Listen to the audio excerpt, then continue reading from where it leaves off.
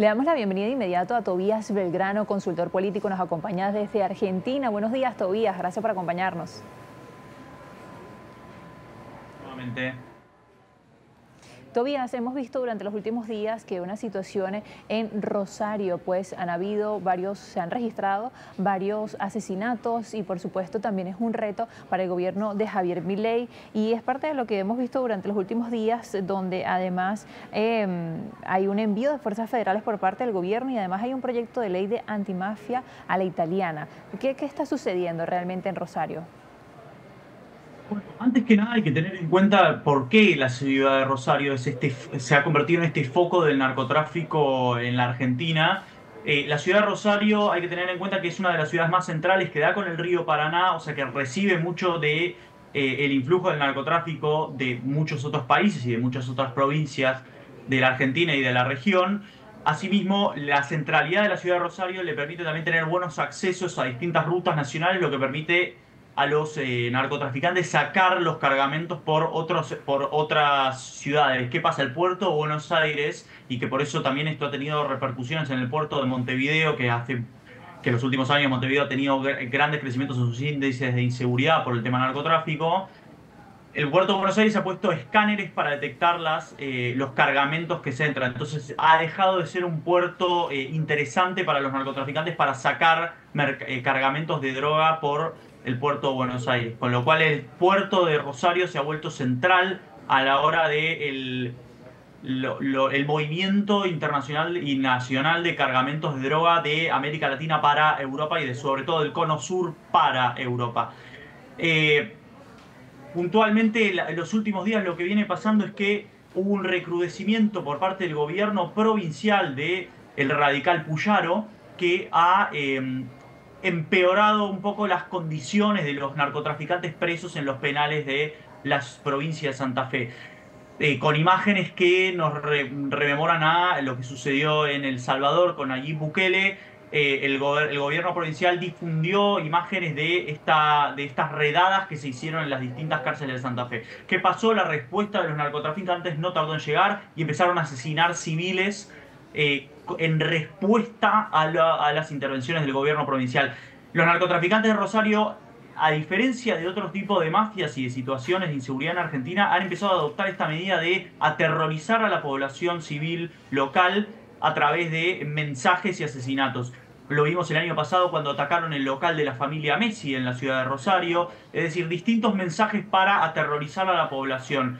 ¿Qué es lo que hace el gobierno nacional en este sentido? Hay como una doble estrategia. Por un lado, Patricia Bullrich, que es la cara de la seguridad y la ministra de la seguridad del gobierno nacional, lanza este proyecto de ley antimafia, pero al mismo tiempo Javier Milei desde el gobierno nacional y desde otras partes del gobierno nacional salen a decir que la seguridad es una cuestión de las provincias y que corresponde a las provincias, lo cual es un error porque en Argentina el narcotráfico es un delito federal, con lo cual interpela a toda la nación y toda la nación tiene que hacerse cargo de un delito nacional como es el narcotráfico, porque no se puede pretender, o sea, según la ley argentina, no se puede pretender atacar el narcotráfico a nivel del gobierno local y no teniendo en cuenta una estrategia nacional. Tobías, también entiendo que hay riesgos porque este puerto, que como lo mencionabas, también tiene, digamos, alguna conexión con Bolivia, Brasil y Paraguay, con la conexión del narcotráfico hacia Europa y Asia, y además en un contexto donde durante los últimos meses se ha vivido un temor regional ante la escalada de violencia en Ecuador. Y que incluso uno de los líderes llegó a Argentina. No tiene relación. Que incluso uno de los líderes de las bandas en Ecuador llegó a Argentina, recuerdo.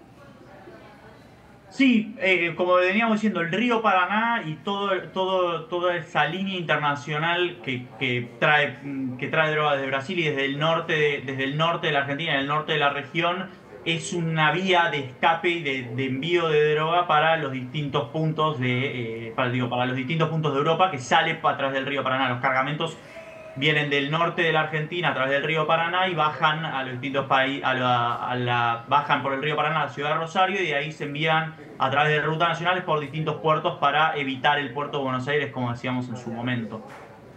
Tobías, también vamos a conversar sobre algo que sucedió durante las últimas horas.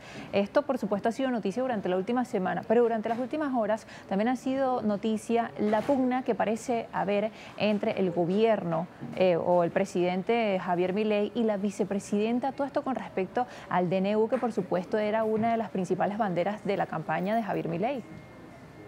Exactamente, anoche el DNU, los decretos en Argentina tienen que pasarse por el Congreso y, como sabemos y venimos diciendo desde hace muchos meses, el gobierno de Javier Milei tiene una debilidad política intrínseca que tiene que ver con su falta de poder en el poder legislativo.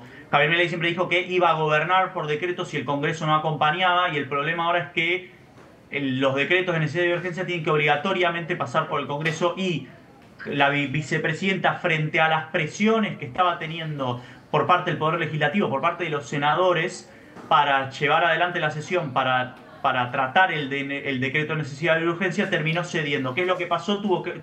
Se le vino encima una repercusión interna por parte del gobierno por distintos influencers y actores en las redes sociales que la empezaron a atacar y incluso a interpelar y a preguntarle: ¿vos por qué estás llevando a cabo la sesión si acaso no tenés los votos? Si tenés los votos vamos a perder el DNU.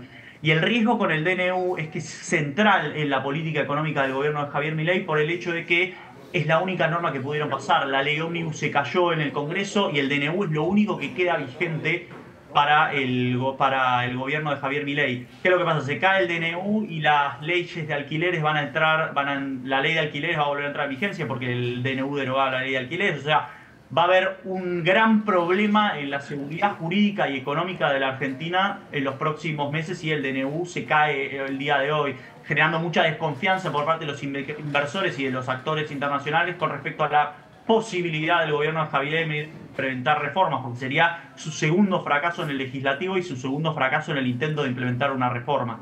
E incluso se habla de un riesgo institucional, lo he visto por allí en algunos medios argentinos incluso. Tobías, muchísimas gracias por acompañarnos. No, muchas gracias por invitarme nuevamente.